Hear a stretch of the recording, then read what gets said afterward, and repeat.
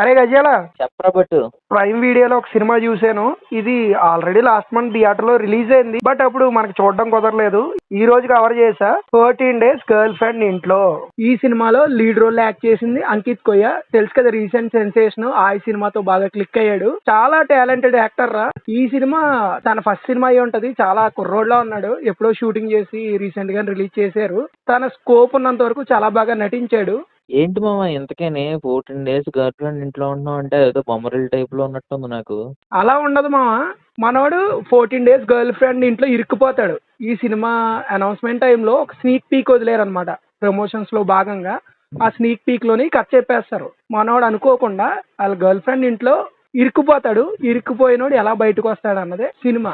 వెన్నెల Kishore track అయితే work out అయింది నాకైతే, బట్ అది అందరికీ వర్కౌట్ అవుతుందని చెప్పలేం. అది కథతో కూడా సంబంధం ఉండదు. మధ్య మధ్యలో ఒక రిలీఫ్ లాగా వాడతారు. పూరి జగన్నాథ్ రేపు అనమాట. ఓకే మామ, ఇంతకీ వీళ్ళేనా నోటబుల్ క్యారెక్టర్స్ ఇంకెవరన్నా ఉన్నారా? వీళ్ళేమో మెయిన్ హీరో హీరోయిన్ వెన్నెల కిషోర్ చుట్టూనే తిరుగుతుంది మొత్తం. ఓకే, మరి టెక్నికల్ గా సినిమా సాలిడ్ ఉందా? టెక్నికల్ గా నువ్వేమో ఆలోచించవు, బికాజ్ అదంతా ఒక ఫ్లాట్ లో తీస్తారు. అండ్ ఫిల్మ్స్ కూడా బాగుంటాయి. టెక్నికల్ గా ఎక్కడ కాంప్రమైజ్ అవ్వలేదు సినిమాటోగ్రఫీ పరంగా. కానీ మెయిన్ మ్యూజిక్ గురించి మాట్లాడుకోవాలి. మార్కే రాబిన్ చాలా మంచి మ్యూజిక్ ఇచ్చాడు. చాలా హెల్ప్ అయింది మా సినిమాకి. డ్రైవ్ ని మార్చేస్తుంది అనమాట. చాలా ఎనర్జీ తీసుకొస్తుంది ఆ మ్యూజిక్. ఇంతకేంటి రికమెండ్ చేస్తావు మన వాళ్ళకి? ఖాళీగా ఉంటే టైం పాస్ కోసం చూడొచ్చు. బికాజ్ 92 minutes కాబట్టి worth watch. Neat run time కాబట్టి లుక్ అయితే వేసేయచ్చు. ప్రైమ్ వీడియోలో స్ట్రీమ్ అవుతుంది. ఎల్లో లుక్ వేసాను.